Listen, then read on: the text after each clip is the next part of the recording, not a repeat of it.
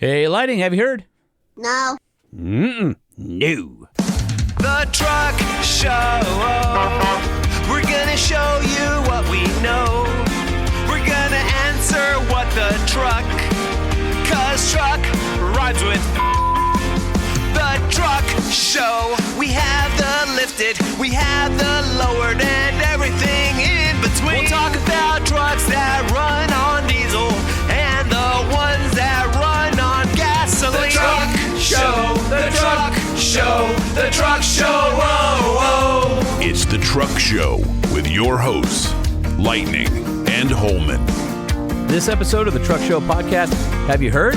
Is proudly presented by Nissan. With the Frontier, Titan, and Titan XD, Nissan has a truck for every need, along with the legendary Nissan durability. Test drive your next truck at a local Nissan dealer today, or point your browser to nissanusa.com, where you can use the build and price tool to configure a Nissan truck that fits your lifestyle. And when you're thinking about adding power or improving fuel economy, Banks has over 65 years of experience. Whether it's cold air intakes or exhaust systems, tuning, throttle control, charge air cooling, lubrication components, and much more, no one offers smarter, safer, 50-state emissions-compliant performance parts than Gale Banks.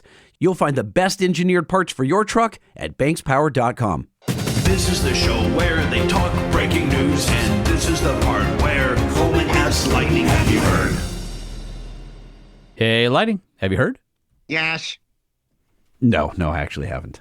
So, Lighting, from the annals of We Won't Get That Here, I think I found a truck that you would want if we could get that here. You're good at that. You're good at showing me little tiny miniature trucks that I want so bad, and yet will never arrive on these shores. Okay, how about the new Ford Ranger MS-RT?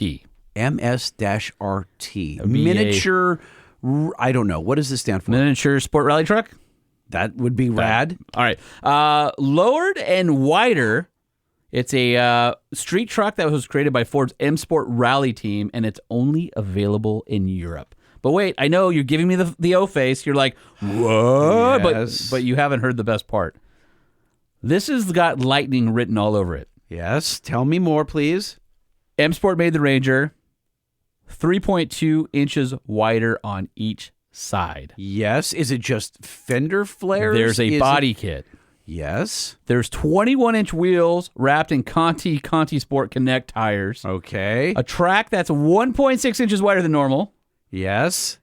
A better stance because it's been lowered 1.6 inches. Yes. And a rad front fascia. How about a 3-liter turbo diesel V6 with 237 horsepower and 443 pound-feet of torque? I mean, that's not that much. Backed by a 10-speed. You work for freaking Banks. You don't think if that truck came here, Yeah. Gale wouldn't just turn the wick up on it? Maybe yes. So what? Don't worry about But that. I care about the stance. Yeah, can I see it? 10-speed automatic. Yeah, let me see. It's a Ranger street truck. Hold on. Okay. You just sit back there. Ranger I'll street put truck. it on the screen when I'm damn ready to. Okay. Ranger MS-RT. So that's MS-RT for those of you who want to go out and search for it. The max payload is still 2,200 pounds, so still a ton. It can tow up to 7,700 pounds. So that's a lot. Yeah. And it looks way better. I don't know if it rides better, but it's got super deep front seats with like bolsters that go out to the dashboard. Like Recaro styles, like racing seats? Yeah, I mean, they look like Recaros. I don't know if they're actually Recaros, but they look really awesome. So who's this built by? Ford. This is all Ford? Yes. What? You don't get it here. You don't get it. You don't get it. I need it. Do you want to see a picture? You don't get it. Do you want to see a picture? Yes, All right, I'm putting it up on the yes, please. putting it up on the Podshed TV for you right now. All right. Dude. I mean, that looks pretty rad, right? That looks great. It's not nearly low enough, but that looks wonderful. Those aren't just fender flares. Those are, it's very, they bulge out the way my TRX. Well, it's almost like a Raptor, but it's more street than it is off-road. Yeah, it's got 4 inches too much gap. Yeah, So you could definitely put a soda can in there. Yeah, But way do too what much. do you It want? needs to be Listen, on the ground. The best part about it is you have a great platform to start from, and this is on the new body style Ranger. I think it looks great. That looks great. It really does. I think they did an awesome job on it. Those wheels look aftermarket. I like the wheels. Yeah. They're very cool. So anyway, I just wanted to tease you. good-looking truck. It's a great-looking truck. Wow. Seriously. And we get it here when? Never. No. That'd be half past never. We'll try and get it up on our social. Dave, are you listening? And you guys can check it out. I honestly, I want to know what your feedback is on it because I know there's a ton of people from Ford who listen to the show, and maybe we just need to start a campaign to get this thing over here. And I know we've talked about the Maverick having a sport truck version coming out because it's been caught in spy photos. But dude, come on. Come on! This is the truck people want. I'm telling you, sport trucks are coming back. Put the Raptor engine in it, right? The 3-liter gas twin turbo V6. Yeah. And do this exact package. And the Americans would buy the crap out of those things. I got a winner! Yeah. But here's the thing about it being a little bit taller than you like. You don't have to slow down for speed bumps or anything. It's still a truck. No. It still tows. It still hauls. They'd be gorgeous on the ground. And with arch powertrain, it would haul ass. Yeah, no, these wheels, tires need to be tucked. That looks good. Dang. And look at the lip on the top of the little duckbill spoiler on the back. Yeah. Anyway, I like it. It's good looking. Hey, Lightning, have you heard? No, I have not. Some specs have been leaked on the 5th Gen Ram's website about the 2025 Ram 1500, which, as we all know, will no longer have a Hemi V8. Yeah, that's going to have the straight 6 Hurricane. And I believe there's some spy photos this past week of the RHO, and where yours says 6.2 liter supercharged on the hood. You it like says, how the gaffer's tape had peeled off? Yeah, and it said hurry. Yeah. Which I think is kind of funny. They should call it the Hurricane, but then I guess that's the stick that old people use that they get off daytime TV. The Hurricane? Hurricane. I haven't heard that before. Yeah, it's this cane that helps you walk faster. But I'm thinking they should have called it the Hurricane in the... Anyway, doesn't matter. You're not getting my reference. So, no, I don't. Moving right along, the high output version of the engine will be making 540 horsepower and 521 pound-feet of torque, and that will be on premium fuel, according to the owner's manual. All the high-end vehicles are using premium these days. Yeah, but here's the good news. The 3.6 Pentastar V6, which is the base engine, you can still use 87 or 89. And then the non-high output, which is 120 horsepower less and 52 pound-feet torque less, runs on regular also. So I think the big thing will be how much more fuel efficient is it than the outgoing Hemi V8. If you look at the Grand Wagoneer as a comparison, you're probably 1 or 2 miles per gallon better with the new engine. So we'll see. I want to see someone like HB Tuners break into this ECM and try to best the TRX 702. Do you think that'll happen? At some point. I mean, we did that reel about it, and I think there's a super high output, not to steal from Ford's show nomenclature, but I think there's a higher output version of the Hurricane coming. We've talked about on the show before, that block is good to 1,000 horsepower or something like that in crate engine form. I guarantee you somebody's going to do a 750 horsepower because Tim Kuniskis, who's still running Ram, he was the Hellcat everything guy. Yep. I mean, come on. Tim's not going to be like, oh, well, the Raptor R is beating us. He's going to go, hold my beer or hold my oil can or something. Yeah, adding 200 horsepower over this launch edition. Interesting. That's a lot. So we'll see. We'll see what they do, but my guess is that there is a higher output version coming. Okay. Hey, Lightning, have you heard? Nope. In other Ram news, there is some scuttlebutt about the updated Ram HD being shown later this year. But don't get yourselves super excited. I don't believe it's going to be based on the 1500 DT cab. Really? But it might be. I mean, it's still a DJ, which is the old body style. Now, even though the cab looks the same as the older truck, there's way more high-strength steel. And you're saying, hold on a second. You're saying that I don't think it's a full redesign is what I'm saying. Oh, okay. I think it's a mid-cycle refresh. Now, is this the one where they ditched the Cummins? Do you want to get into that? And scare everybody? I don't think they're doing it now, but I know that there's been discussion. What goes in its place? I think we need to do some research because do you think Cummins is out? I think Cummins is out. At what point? I think they've got to be considering the bloodbath, like the betrayal that the fans will feel. They would all walk away from Ram instantly. They'd be like, no Cummins, I ain't going. But I just have something tells me, and I don't know this. But my gut tells me that they've wanted to part ways for a while. Mm-hmm. And like the recent emission scandals are going to force things? Probably not helping that. Speed that up? Well, the 2025 Ram 1500. Hold on. The 2025 Ram 1500, which is coming out now, so the journalists are driving it currently. That has some exterior design tweaks and bigger screens on the interior, new trim levels, all that kind of stuff. Their new powertrains, over-the-air updates, blah, blah, blah, blah, blah. Do I think that the heavy duty is getting some of that? Sure. Do I think it's going to get the current cab on the 15? Now, people ask me all the time, when is the 1500 cab coming to the heavy duty trucks? And the reason they didn't do it at launch was because they only had so much money. I think people think that that's the same cab. Yeah, it looks so identical. No, it doesn't. It doesn't. At first glance, it does. It does. So Ford and Chevy all look the same at first glance too. But if you're the nuance of a truck guy, they totally know that that's the old cab and the 1500 has the new cab.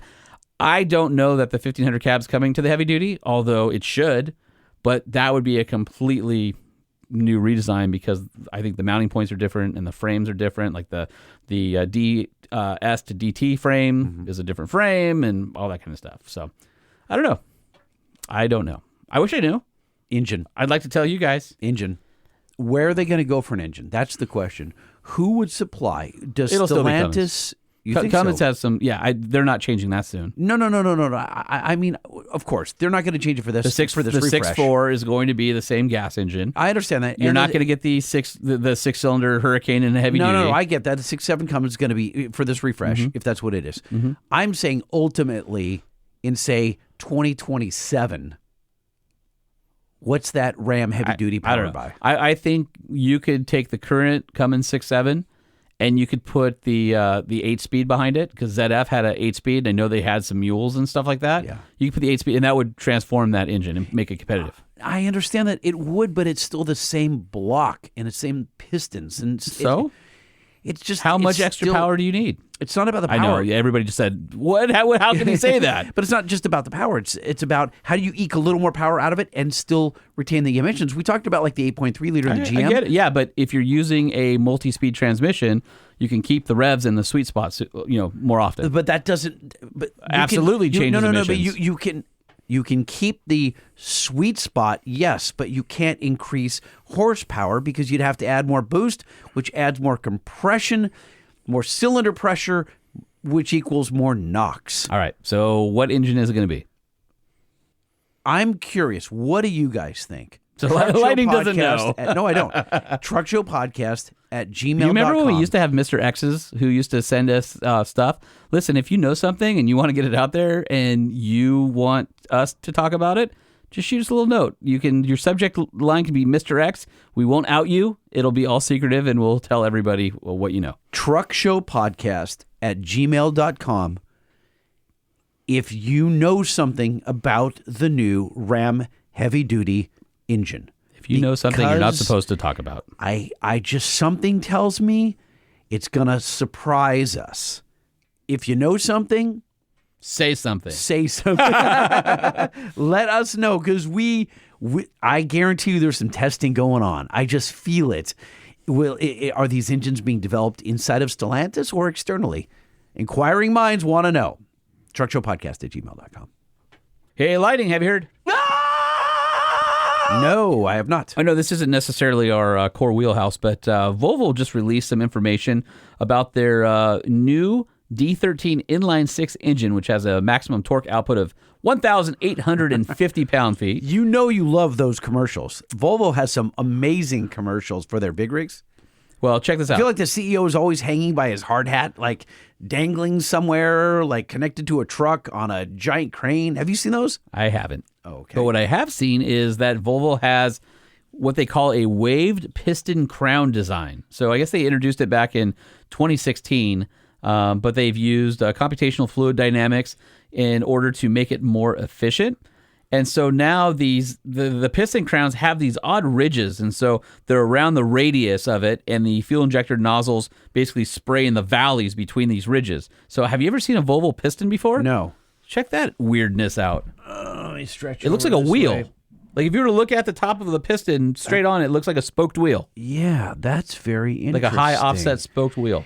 It does remind me, though, of the new Duramax piston, but without the ridges. spokes. But that's Yeah. the whole point of this, is the spokes. That's the whole reason of existence. Very interesting. Do you know who I'm working on as a guest, by the way? I do not. A professor at Clemson. Okay. They have inserted thermocouples into the piston so they can measure the temperature of the plumes of fuel as they're being injected and exploding or igniting in the bowl of the piston. When the piston travels down the bore, for just a few milliseconds, it charges and then it goes back up. It's fascinating. They've got a wireless charger in the bore and the bottom of the piston. And when they get close, it charges and it goes up.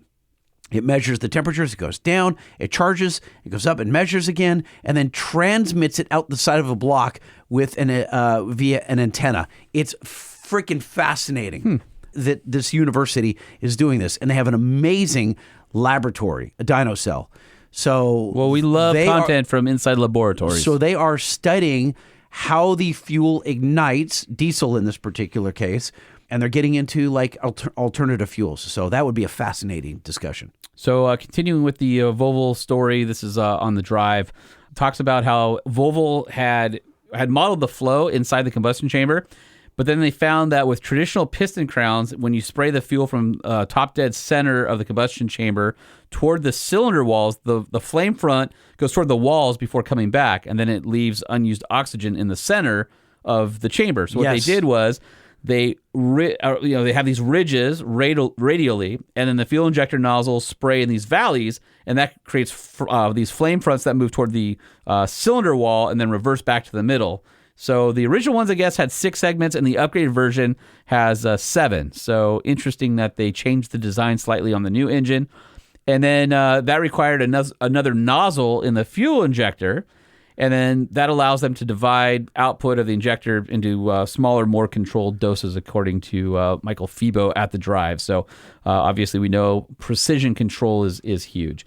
So they say that these upgrades improve fuel economy by 2%, but cut soot emissions in half, which is pretty incredible. That's a lot. Yeah. So Gale frequently talks about swirl, right? Because as the piston comes up the bore and it compresses the fuel and ignites, it's swirling around. And this sounds like it might be potentially stopping the swirl. Or maybe, not swirling like a toilet bowl, but coming in on itself, like turning the swirl on its side, maybe. That makes sense? Almost like a nuclear explosion that you see, curls around like a mustache. So they also changed the turbo on the new D13, so it's smaller. And so max torque used to be between 1,300 and 1,500 RPM, but now this engine starts making peak torque at a low 1,050 RPM and actually maintains it all the way through 1,500. So Volvo says every 100 RPM drop while driving is a 1.5% increase in fuel economy. That's amazing. So anyway, there's a whole bunch of interesting stuff about the what happens after the turbine section of the turbo goes on. So go to thedrive.com and check out the story if you're into big rigs. Holman, does it surprise you that companies like Volvo and so many others are still investing so much money while doing the EV thing, but in ICE, like still trying to perfect the science of internal combustion? I think it's cool. I think people realize that internal combustion is still needed for a long time. The EVs make sense in last mile deliveries, school buses, things like that, but they're not, in my opinion, ready for primetime cross country. All right, Lightning, I put something up on the screen in the pod shed for you. Why are you on screen? And why are you? So wait a minute. What is this about a Keystone Big Show? What are you doing? All right, so Keystone hired me to go to their big show, which is like a mini SEMA. Keystone's a giant company that is a distributor for a bunch of aftermarket products in the industry.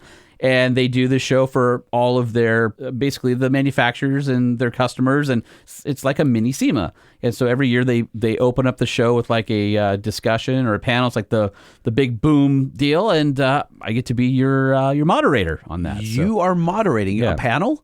I am moderating a panel that's actually really interesting. So what we are calling the panel is the Revolutionizing the Ride, the relationship between OEMs and aftermarket accessories in the automotive landscape. And what that is we've had Sheldon Brown on, we had the guys from GM on, we've had Nissan on talking about collaborations with Bilstein and Fox. And so many times we've spoken to these executives at the OEs, and it's so surprising and cool that they're excited to work with the aftermarket and actually embrace the aftermarket. You'd think that they would be, fighting with the aftermarket, but surprisingly not so much. Well, so that's the question, right? So you're going to have a lot of shops and jobbers there. So the point of this panel is to talk about how these halo vehicles affect. Is there a downstream effect? Should you be afraid as a shop owner or as a manufacturer that the OEs have partnered with these people and now there's no meat left on the bone for you? Or is it like our conversation about Raptors, right? You go get a Raptor, you're not going to stop modifying it. Or maybe you can't afford the TRD Pro, so you get the TRD Off-Road. There's still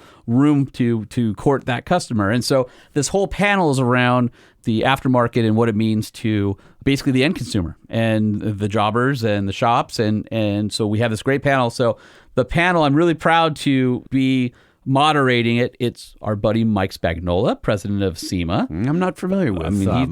That's a pretty big name. How about the chief growth officer for Real Truck, which obviously is a massive player in the aftermarket, Tony Ambrosia. And then Brad Akins from Akins Ford and Wild Willie's Custom Accessories, representing the independent retail sector. So the panel should be pretty cool because it represents all of these companies and interests to kind of educate shops on what's coming in the future. So I've got a bunch of questions lined up. So it should be a really awesome panel. And I just wanted to let you know that if you don't hear from me from 3 or 4 days, I might be in Florida. Wait, the panel is just a couple hours on one day. Why will you be unavailable for 4? No, I was just thinking about enjoying my stay in free America for a couple extra days. That's all. Where you can get your hands on some Cuban cigars and high-end hooch? Well, that's actually in my writer, so yeah. The Truck Show Podcast is a production of Truck Famous LLC. This podcast was created by Sean Holman and Jay Tillis with production elements by DJ Omar Khan. If you like what you've heard, please open your Apple Podcast or Spotify app and give us a 5-star rating. And if you're a fan, there's no better way to show your support than by patronizing our sponsors. Some vehicles may have been harmed during the making of this podcast. Everything looks safe here. Not so fast, Chris. Look closer. Aha! The microwave is running unattended. That's right. And there's a can of paint thinner inside.